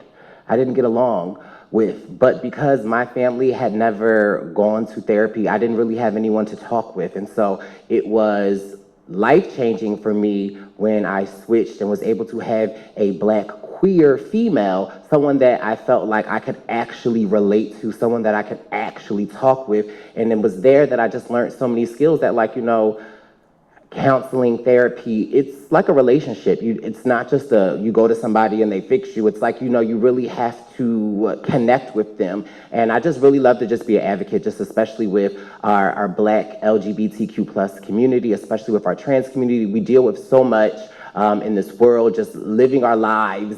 It is so much and we don't talk about it. And I just think it's just so important. And so I just always like to put out self-care tips and just different things that I have learned that I feel like if it's not talked about, I just want to help promote it, because we all deal with things in our own way, and sometimes people don't talk about it. You never know what's going on. I had a brother that committed suicide before, and so people saw him as the light in shining armor, and to learn something like that, it just was hard to deal with. And so I'm always that friend that's texting, hey, you good? Checking in. And so I just think that it's important, especially for the communities that I serve. And just to close this section up, James, you had to wait a really long time for your show to air. Can you take us through that? And I can't imagine having to wait that long and just guessing what you were going to be presented as, because that gives you a lot more time to think about what it's going to look like. Yeah, we had to wait 2 years for our season to air, and that in itself was very challenging, because being a fan and then finally having this dream come true and then winning, and then not only winning but getting engaged at the finish line, like there's just so much to be happy about and so much you want to talk to your loved ones about. So to keep that a secret for 2 years, I think, was more challenging than it was worried about what my edit was going to be like. Thankfully, our cast was amazing. Like, all 22 of us have a group chat still to this very day. And so we had each other during that 2-year period to kind of like hash out anything that we might have said about each other during the show, and like understanding that it was just a competition. Like it's just a game. Like, at the end of the day, like, sure, feelings get hurt, we can apologize, but it's just a game. And I think that's what I loved about our cast, is that we recognized that and we were able to put aside differences, and we had like 3 reunions during that 2-year period. And that was, to me, made a world of a difference when the show finally aired, because now we're like a unified front. We already kind of shared with each other what we might have went through on the race or what we might have said, and it didn't really matter, because it was like, oh, 2 years have gone by, we're such different people.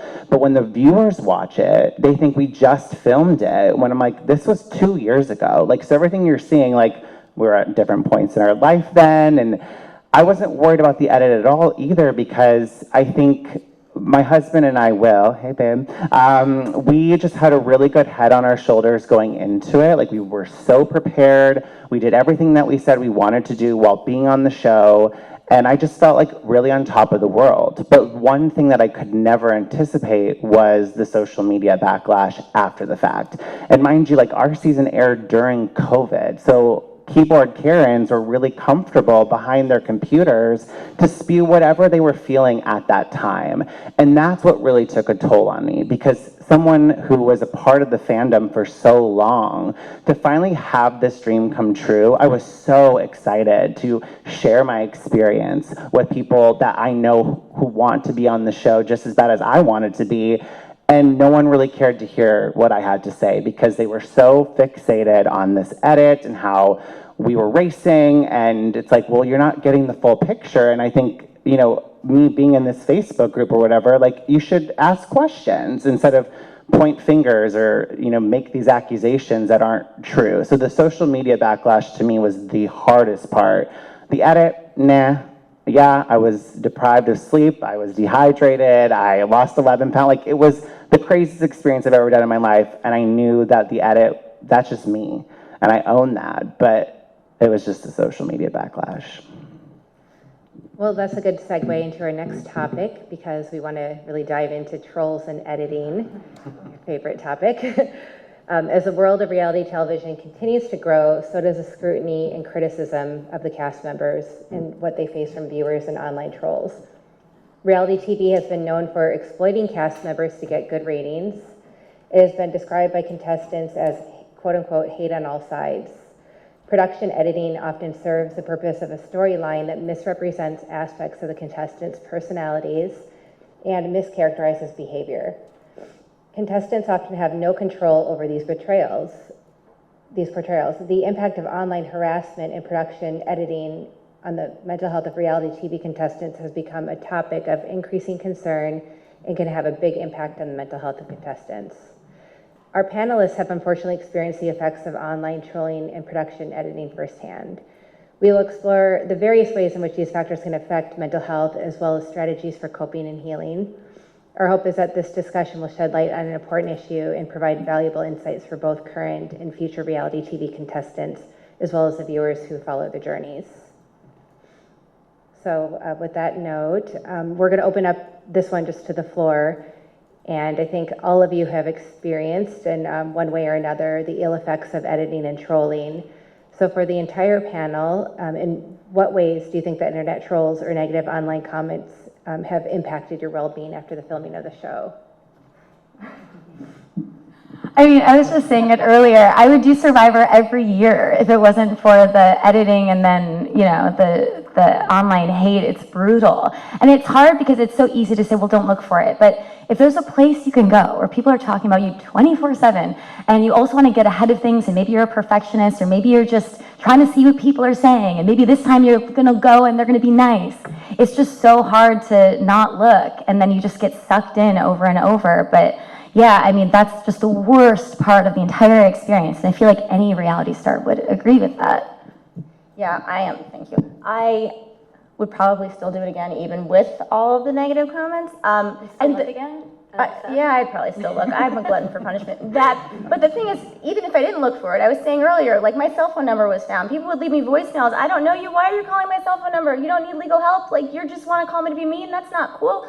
I think that something that was really helpful. There's two things that were helpful. One was previous cast members.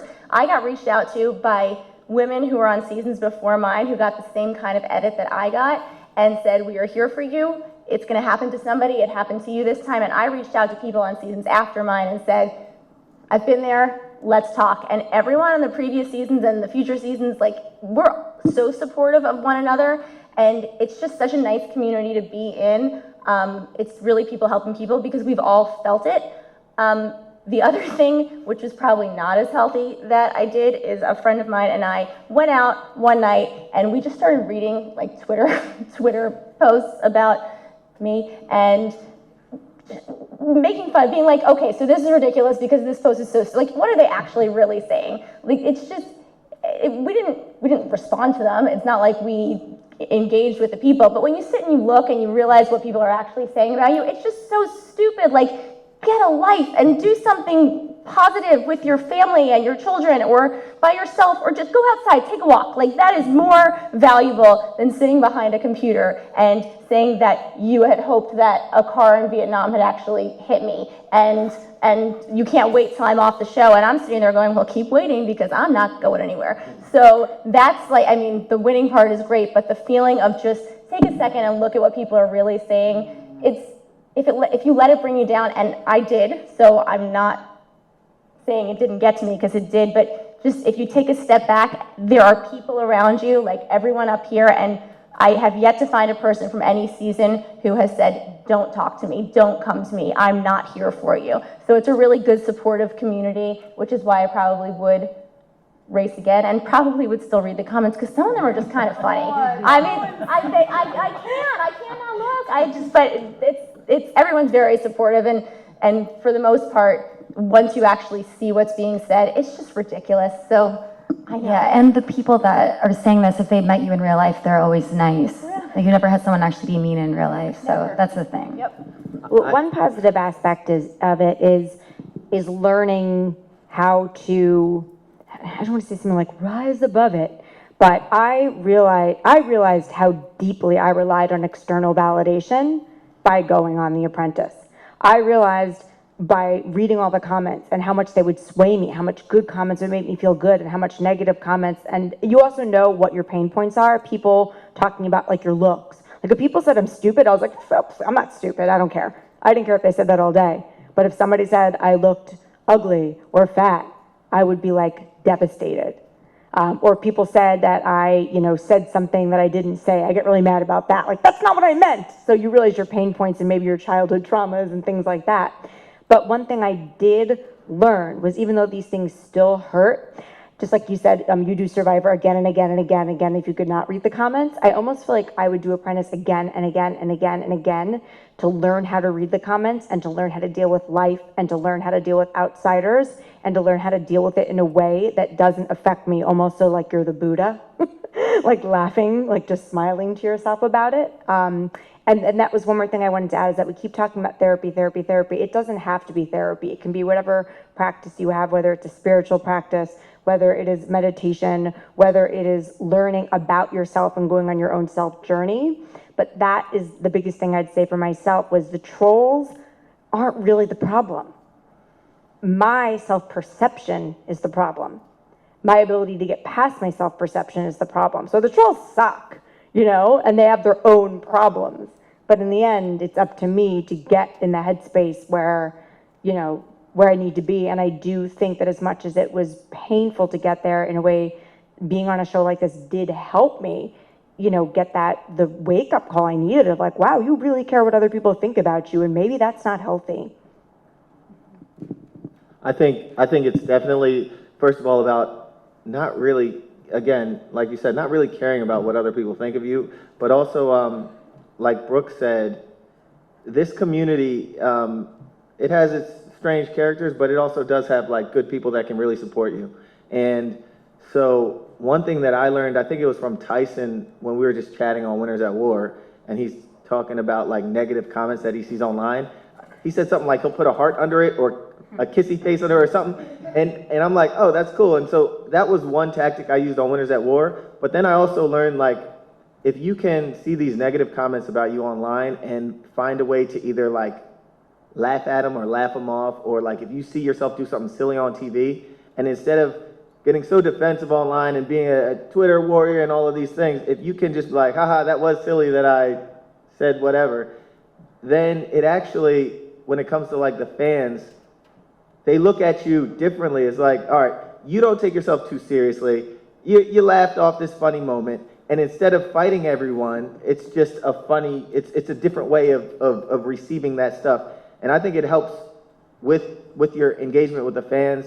And so one thing that I do tell like the new castaways that we ever come in contact with is, everyone gets off the season and they think that everything, their highlight reel will be shown. You get off and you're like, oh, they're going to show that one moment when No. They're going to show whatever makes the best TV show. So if you can just respond to the fans or respond without taking things personally and kind of like be able to laugh things off, it kind of helps you in the long run. Which I wasn't so good at on Winners at War. So we're just going to whip through our last three questions because we're running out of time, but there's a couple we really want to get in. The first one is for James.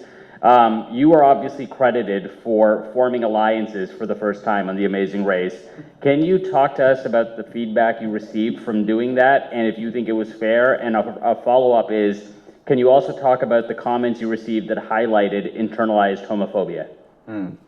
So, yes, we formed alliances on Amazing Race, which I think a lot of viewers are turned off to. But if you are a true fan of the show, alliances and relationships in general are so pivotal to your success on the show.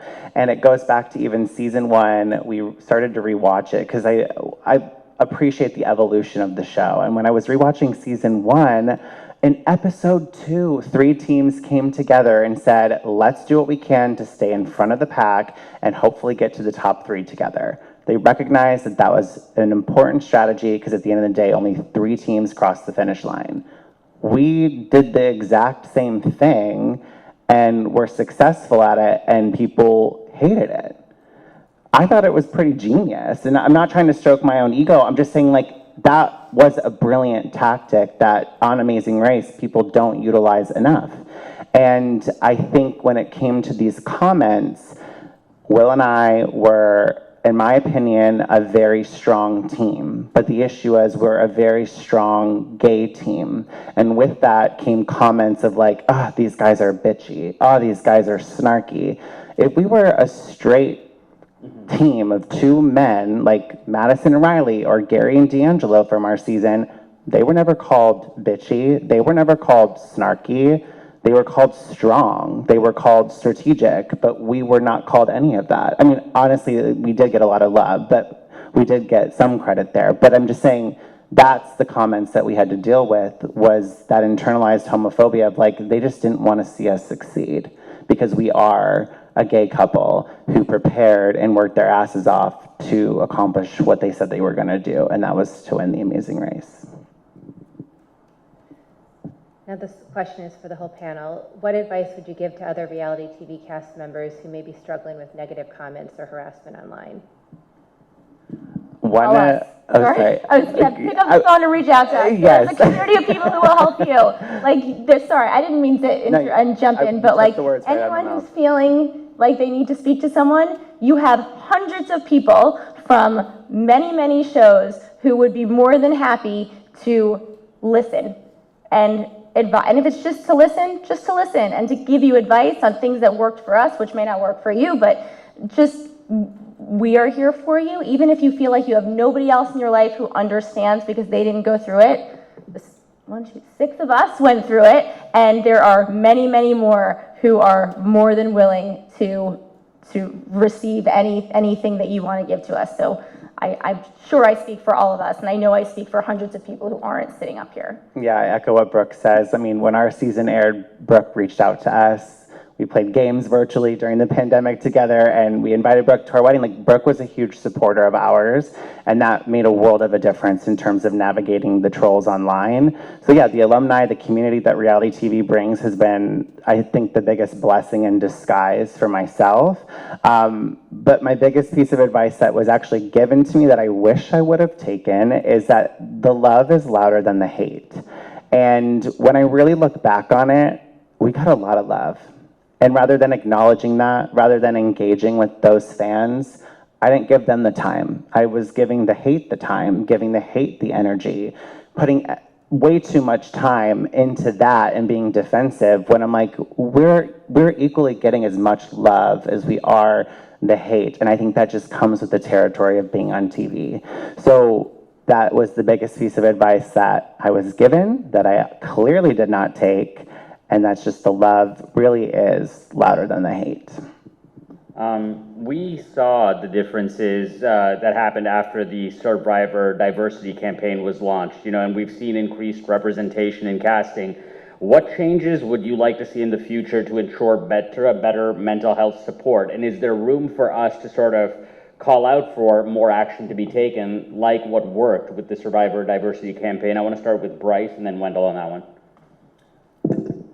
Definitely, I think that there's always room to grow. Even when we think something is perfect, there's always room to grow. I definitely think one of the things in regards to the mental health treatment is getting more. There are amazing doctors out there. I know I had Dr. Izyah, but I think representation matters, and having a doctor that looked like me, I could have opened up a lot more. I think is something definitely where we could grow and expand from, is having more people that, more female, more men, more queer peer, more non-binary mental health specialists. I think could help a lot of the cast members relate when they are out there, to see someone that knows exactly what they are going through, or it could even be just a look. Sometimes you communicate non-verbally, and somebody that understands the walk that you walk, you could just look at them and be like, sis, I got you. So it's like, I think that that's really important. I think, first of all, I want to commend Survivor and CBS for understanding they have blind spots and being willing to learn and listen. I think that we covered a few things here, like quick mental health check-ins would be great. But also on the front end, letting your castaways know what the potential is as far as how some edits go, and hey, this is how this person was portrayed, and this is how America responded to this person. So being more upfront on the front end that like everything's not going to be shown and that people can have bad edits, but also giving tools on the back end like, hey, this is how you respond to trolls on social media, or don't respond at all. These are the resources that we're going to provide you. So just a little more communication from production on the mental health front. Maybe Jeff could also have everyone on his podcast, now that he has a podcast, and you can talk about what happened. We do have a pro here with us today in Carrie, and so to sort of end things before we take a couple of your questions, Carrie's going to give us some tips on managing your mental health. Sure. I love the suggestions that all of you had, and I want to take notes on it, actually, to incorporate it into what I prepared, because I felt like what you all shared was helpful for you, and what you would advise is like what's gold in here. I mean, what I heard you say about just making sure to kind of just to talk to all the people who have been there before you. You're not in it alone. There's so many people who have done this before, and that you're all here, you're willing to talk about it, you're willing to help. I know the same was true for me before I even agreed to be filmed on TV doing therapy. I reached out to one therapist who was on Vanderpump Rules, and she was amazing, and we've like stayed in touch since. Like, that was really helpful for me to be able to do it. And then also just the reality of focusing, like the need to focus on something positive, like what Brice was speaking to. One thing that I talk about a lot in therapy is just how the negative stuff just sticks. And I think that's what the trolls do, is because there's something that feels good sometimes about it. It's like misery is company. I notice in my own feed, or the things that I follow, that there's more likes sometimes on things that are really, negative or snarky than things that are actually positive, like positive is boring. And then when it comes to our own lives, like what is it that makes us gravitate or focus on those things that are negative, or the things that make us feel bad?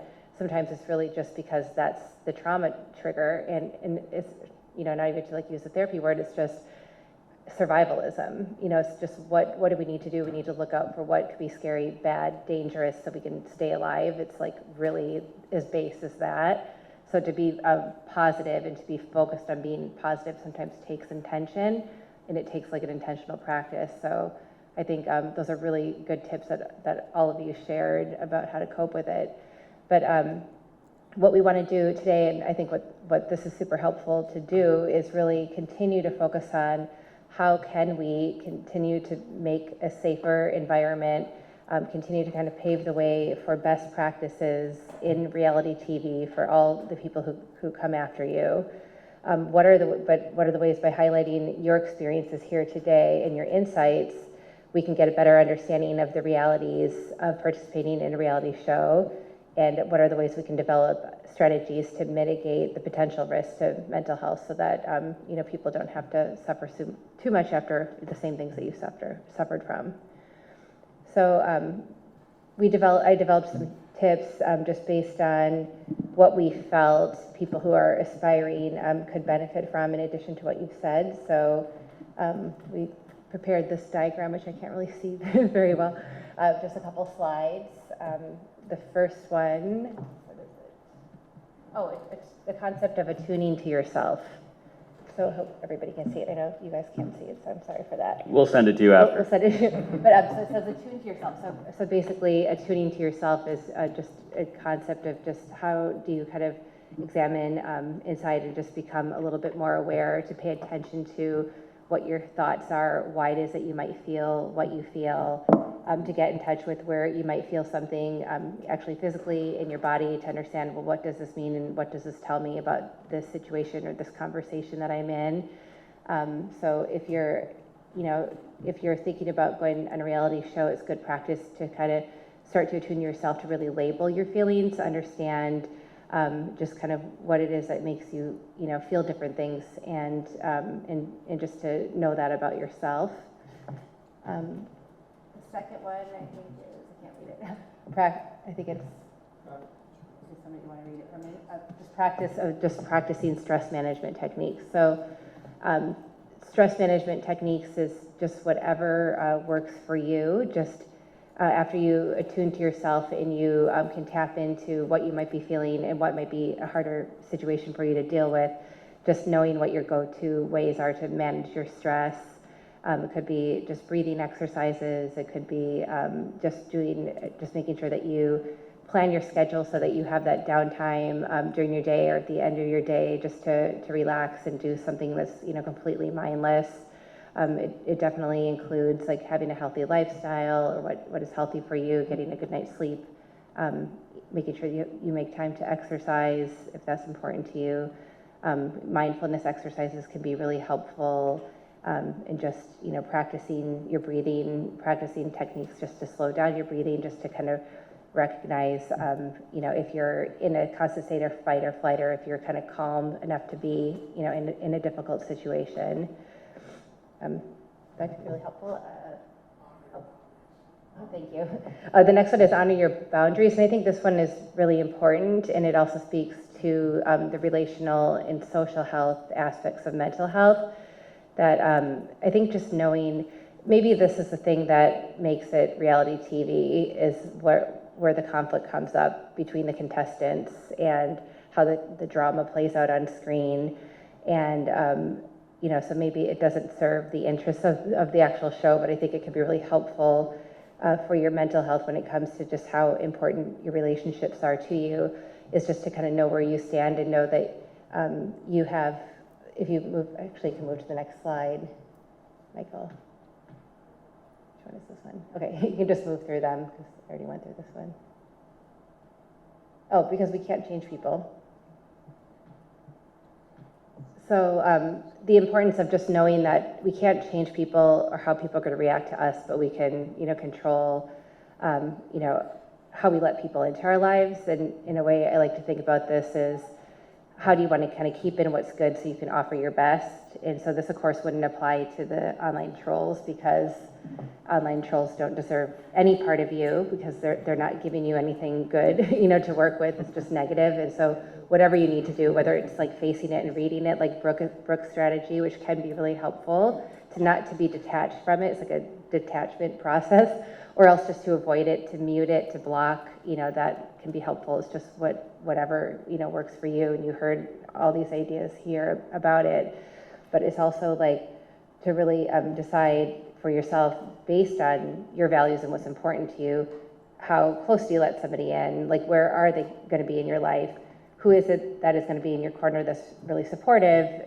Not the guy who's like asking you to send the bra, like in your community, but like, who are the people who are, really great, who you can talk to, or who are the new friends you can meet, who are kind of a part of this bigger network, who really understand and who can really be in your shoes, versus the people that you're just going to kind of like keep on the sideline and not be a part of your experience or sharing your experience with you, but just knowing that you can control what that is, and it can be more about what you want and what's important to you over, it hurting somebody's feelings, because you want to, if somebody who matters to you and you want to keep them in your life, it's going to be important what your experience is with them. So those are some of the key ones I think could be really helpful.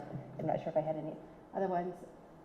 Oh, thinking about when you're thinking about your boundaries and in conversation about boundaries, but also just about what to keep in mind, to keep centered, and to keep what's important to you is just knowing your values. And I think that you all spoke to this a little bit, just in terms of what motivated you to go on the show. It's like this idea that I could really showcase, or just know for myself that I could do something, I can accomplish something, I can win. I'm going to challenge myself to that. Like that is a huge value statement. So I think just knowing what that is and staying centered on that when you're, if you're in, in one of these game show type reality shows or whatever it is, staying focused on that, I think can really be helpful to getting through like the hardest parts of it. And then values are also, they can be really helpful in helping you know what's most important to you, and also giving yourself permission for it to change at any given time, because sometimes some things are more important than other things. So I think that's it. You're good? Yeah. Perfect. All right. So, yeah, let's get a hand for Carrie.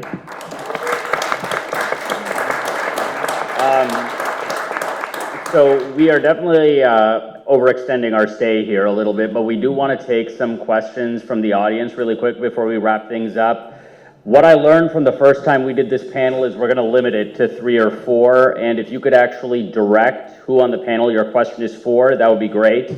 If you have any questions, you can just come right up to that mic that we have set up in the first row. 3 or 4. Yeah, just line right up at the mic. Line right up at the mic. Once I see 4, that's it. All right. Hello, everyone. First of all, thank you. This is an awesome way to spend Tuesday night, and I'm geeking because I'm a huge fan of all of you. Andrea, I guess I'm gonna ask this for you. So I know you guys touched a little bit on like the Survivor community and how helpful everyone is, but I feel like it probably is a bit of an overwhelming experience to be thrust from like a fan into the community on like a peer side. So I kind of just want to know a little bit about that experience and how you manage those expectations. And I think also as like Survivor has evolved, obviously there's a whole lot of commentary with it too, like, you know, the podcast and things. So what is the experience like hearing past players and people who have been involved, giving their opinions on you? Like, how do you manage that? Oh man, that's so hard. Also, when I first did the show, it was 2011, so that was before Instagram. And that was before, you know, back then I didn't realize the internet is forever. And I was also trying to appease everyone. So I remember, love him. Actually, we're really good friends. But Dalton Ross asked me a question. He was asking me, like, your favorite contestant and then your least favorite. I'm like, least favorite? I like everybody, truly. But I was really playing into this farm girl, tough, I'm going to kill the challenges. So I said Courtney Yates, just because, no, I love Courtney, and we're good friends now, but I felt like I had to give an answer, and Courtney's beloved by everybody, she's amazing, but I had no one, so I just said, I guess Courtney, because she sits out of challenges. Now, I'm obsessed with Courtney, she's amazing, but at the time I just said it, and I got just ridiculed online by all of the former Survivor players and the fans. Because they were like, you're gonna come for Courtney, and she's like one of the like most favorite contestants. So I really learned early on, like, wow, I gotta be really careful what I say, and you don't always have to appease the producers. You could just say, you know what, I'm gonna pass. And then coming into it as a fan, it really does change things. I've talked to so many contestants that have said that it really, Survivor was kind of ruined once they played it, and they don't even watch anymore. So it's really tough, but I think my advice is just cherish the most amazing memories and connections you have out there, and remember that was your story. Live your truth, you know? So you know how you experienced it, and so the edit's gonna show something different. It's gonna do whatever it wants, but just remember, this is how I remember it, and, you know, really just cherish the amazing memories you had. And, you know, take credit for the things you did, even if it didn't reflect that. Thank you. Nice to meet you. First of all, I want to give a big kudos to the panel. This question is for James. So this is an open-ended question. If you were to have a sit down with pre-production, during production, after production, and you right now, what would that conversation be like, and where would it be at? That feels like a loaded question. Like if I have conversations with pre-production. No, pre-production you, before Yeah. production you, and then after production you, and then you now. I mean, pre-production me was very like starstruck, like, oh my God, this is amazing, like dream come true, like I'm gonna live out something I thought about since I was 12 years old. Production me was, ooh, there's a lot more moving parts to this once you are a contestant on the show. You're kind of playing a game within a game, because I think with production itself, it's also a game, and how you put yourself out there, how you're being presented in front of them, what kind of questions they're asking you, and learning how to navigate that, because I think you can pick up on things to know how you're being perceived based on the questions you're being asked. So I think I caught on very quickly, and I felt like I got smart very fast, but it also kind of pulled away what I thought just from being a fan on the couch. After the fact, it's a loaded question too, because I feel like it depends on the show. Like Amazing Race, life was great. Challenge, completely different story. I went through a bout of depression because of my experience. I was really hard on myself because of my performance on the show. Coming from being a winner to being third out, like that was a hard blow. And I didn't really anticipate that being something that would affect me.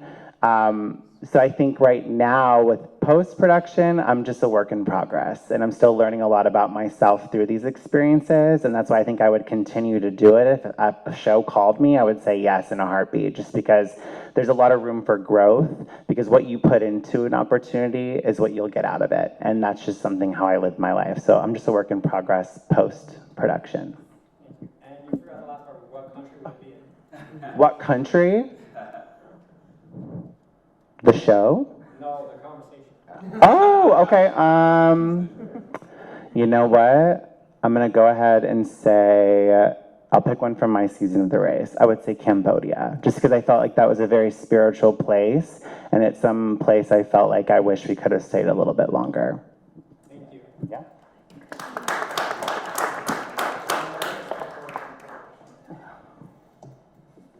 Yep. Hi to the panel. I want to thank everybody. My name is Mark. I work as a peer counselor. I really appreciated this conversation to kind of see that layer of all of you. I guess I had a two-part question for Brooke. I guess the first part of the question was, when you get off of a show, is there some kind of digital detox that you do before you reconnect with everything on your social media? And I guess the second part of the question is with the trolling part of it. I've experienced a little bit of trolling from just covering those shows on YouTube. So it's not the same as being on, but like sometimes I'm just giving an opinion and they'll feel really strongly about that cast member. They'll like them or not like them and troll me, and I'm like, what's going on? So sometimes when I've had that experience, it makes me anxious and it makes me paranoid and feel like everyone's thinking these negative things. So what do you do when you encounter those experiences? Thank you for the question. Both parts, not super easy, but I had to go right back to work, so I couldn't really digitally detox. I had we came back July 4th, so I had like a 3-day weekend, but that was all I could really be off my phone. I did find myself, no, I didn't, that's a lie. I didn't, I went in and I read everything. I have a problem.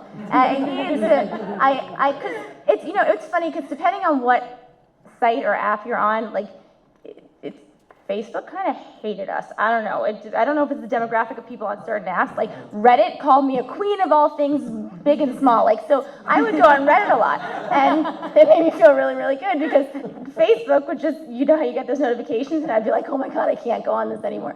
So I didn't really detox. I probably should have. If I do something again, no, I won't. I probably won't detox. I would say that I would, but I won't. But the one thing that I think I learned, that the more interviews you do and the more people you talk to and whatnot, there was this time on my show where I had to make a ladle in Africa, and it went really badly. Like and I started singing Disney songs because I figured they couldn't use anything if they couldn't get the rights to it.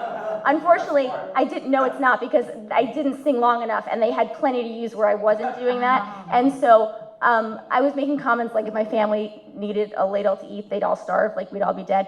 And so I would get all these questions on these interviews about, people are saying all these negative things, like how could she even be a lawyer? How is she successful in life if she can't make a ladle? And I'd be like, well, I never had to make a ladle in court, so I'm cool, like it's fine. Like you just have to have a good sense of humor. I don't know if I'm answering your question anymore, honestly. I might have gone really off track, but I think the importance of like Wendell said earlier, like just sort of laughing at yourself and seeing, I don't make ladles, I don't do metal work, I don't know I'm not gonna be good at it the first time. Like I joke around that I had the strength of a wet noodle, and so I wasn't the strongest and I wasn't the fastest, obviously, but I tried to be as smart about it during the race as I could, and I think I could have been smarter about it after the fact, and I think, thank you. I just, sorry.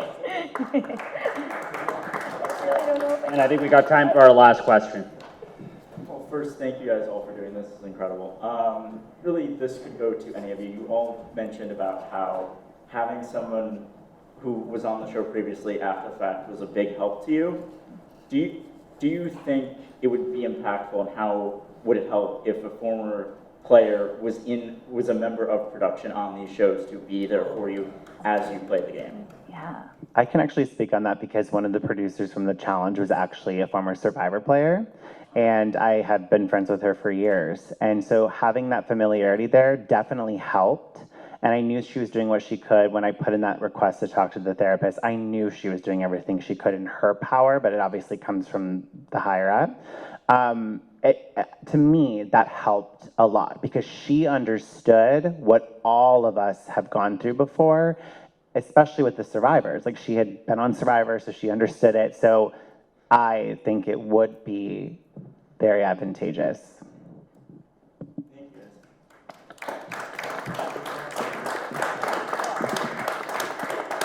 All right, we have reached the finish line. Sorry for the Amazing Race joke there. It made me laugh. So there's a lot of people to thank. I want to start with Team Real Talk that helped us out here in New York. When we put this together and we had the idea at the premiere to do this in New York for the finale, I was like, well, I don't know how I'm going to staff this. Toronto's one thing. I'm pretty connected in Toronto. In New York, I had to rely on a lot of people that I've met attending all these finales over the years. So I want to shout them all out. There was a lot of them. We couldn't have done it without you. First, could I get a hand for Billy Garcia from Survivor Cook Island? Billy was responsible for all of our audio. Check out his heavy metal band. These mics would not be working if it wasn't for Billy, so thanks a lot. Billy's sister Lauren is here. Lauren, thanks a lot. We have Michael, who was in charge of our audio-visual display. A hand. You're gonna have to keep giving these hands. Matt was very helpful. A hand for Matt really quick. Ricky and Michaela, they came in today just to help out. They're in the front row there. The big man in the back, Chris, our videographer.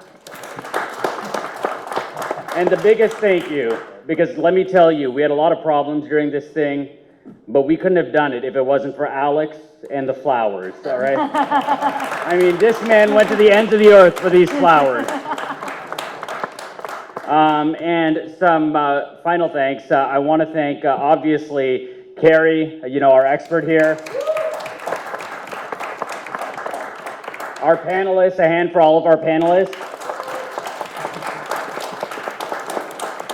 And let me tell you, I've been around since 2000 at the first Survivor finale, and I can't even imagine a finale without Brice and Wen Presents. So the difference that they've made, I feel like you can't even say any reality show without Brice and Wen Presents. So thanks a lot for getting us all together. Thanks a lot for basically putting this whole thing on and bringing me on board. And we thank you, Merch. You did a lot of work, so give it up for Merch, guys.